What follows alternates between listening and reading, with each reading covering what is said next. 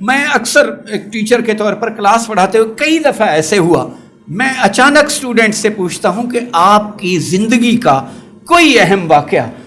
ایک دفعہ بھی ایسا نہیں ہوا کہ مجھے اسٹوڈنٹس 50 کی کلاس میں 40 کی کلاس میں کہ کوئی اسٹوڈنٹ بتا دے کہ ہاں میری زندگی کا یہ اہم واقعہ ہے۔ ایسا نہیں ہے کہ کسی کی زندگی میں اہم واقع نہ ہو، ہر بندے کی زندگی میں زندگی واقعات سے لبریز ہے، لیکن ہم توجہ بھی دیں گے نا۔ ہم نے تو توجہ ہی نہیں دی، ہم نے ادھر ادھر توجہ رکھی ہے، خود کو کہیں دیکھا ہے ہی نہیں۔ یہ جو علامہ اقبال کی تعلیمات کا مرکز و محور خود ہی ہے، وہ یہی ہے کہ خود کو تو پہچان، کوئی من عرف نفسہ فقد عرف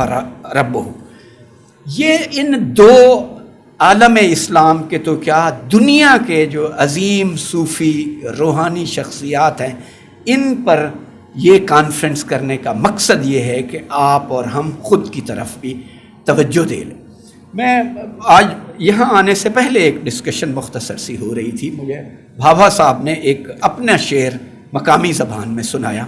تو میں نے ان کو بتایا کہ یہ مولانا رومی کا شعر ہے۔ وہ شعر ہے، من گونگے خواب دیدے ہو عالم تمام کر، کہ میں ایسا گونگا ہوں جس نے ایک خواب دیکھا ہے، وہ عالم تمام کر، اور ساری دنیا بحری ہے۔ من عاجزم ز گفتن ہو خلق از شنیدنش، میں کہنے سے مجبور ہوں اور خلق خدا سمجھنے سے معذور ہے۔ مولانا رومی کا ایک بالکل اسکول آف تھاٹ ہے، وہ یہ ہے کہ بنی نوع انسان کا سب سے بڑا المیہ کمیونیکیشن گیپ ہے۔ آپ جو کہنا چاہتے ہیں کسی کو سمجھا نہیں سکتے۔ میں نے کئی دفعہ دیکھا دو لوگ ایک بات پر لڑ رہے ہوتے ہیں، تیسرے نے مداخلت کی تو پتہ چلا دونوں کا موقف سیم ہے، لیکن ایک دوسرے کی سنیں گے تو رکیں گے نا، وہ اپنی کہے جا رہے ہیں۔ بنی نوع انسان کا المیہ یہ ہے کہ کمیونیکیشن گیپ ہے، ایک کچھ کہہ رہا ہے دوسرا اس کو سمجھ ہی نہیں رہا، سن۔ مولانا رومی نے یہ تھاٹ اور نظریہ ڈیولپ کیا ہے کہ ایک انسان دوسرے کو اپنے حواس خمسہ سے اپنی بات نہیں ابلاغ کر سکتا، 100% نہیں ابلاغ کر سکتا۔ وہ کہتے ہیں اچھا ان کی سطح بالا تھا، یہ صرف مولانا رومی والا معاملہ نہیں ہے، خواجہ غلام فرید سے شروع کر لیں، علامہ اقبال نے کہا ہے، علامہ اقبال کے زندگی کے آخری دنوں کا ایک دو بیتی ہے، جو رخت خیش بر بستم از این دیر، میں جب اس دنیا سے رخصت ہونے لگا سامان باندھا کوچ کے لیے، ہمیں گفتند باما آشنا بود، تو مجھے سب لوگوں نے کہا کہ یہ ہمارا دوست تھا، وہ لیکن کس نہ دانستین مسافر، لیکن کسی نے نہ جانا کہ اس پردیسی نے چے گفتو باقی گفتو از کجا بود، کہا کیا، اس کے مخاطب کون تھے اور اس کے سورسز کیا تھے، جو یہ بتا رہا تھا وہ کیا ہے۔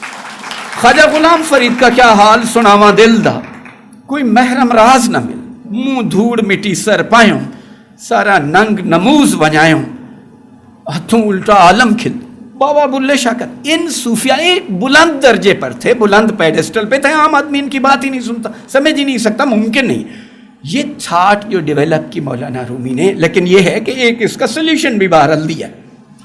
مولانا رومی کہتے ہیں کہ دو بندے ایک ہی صورت میں 100% کمیونیکیشن کر سکتے ہیں، ابلاغ کر سکتے ہیں، دونوں کی ذہنی استعداد ایک جیسی ہو، دونوں کا ماحول ایک جیسا ہو، ہارڈ ورکنگ ایک جیسی ہو، تربیت کا سماع ایک جیسا، اور کئی باتیں، اور آخری بات یہ کہ کہنے والا بات کرتے وقت اگر خوش ہے تو سننے والا بھی خوش ہی، ورنہ نہیں ہو سکتا، ورنہ تو بندہ دکھی ہے تو اس کو ہنسی بھی زہر لگے، اور یعنی لیول بھی سیم ہو، ایسا ممکن نہیں ہے۔ ایسا ایک صورت میں ان بزرگوں نے بتایا ہے، روحانیت سے ممکن ہے، اور بتایا فیضان نظر سے ممکن ہے، کہے بغیر ممکن ہے۔ مولانا رومی نے 40 سال زندگی میں تو ایک شعر بھی نہیں کہا، 40 سال کے بعد کیا ہوا؟ وہ فیضان نظر شمس تبریزی تھا جس نے ساری کایا پلٹ دی، اور مولانا رومی کو آگے بڑھ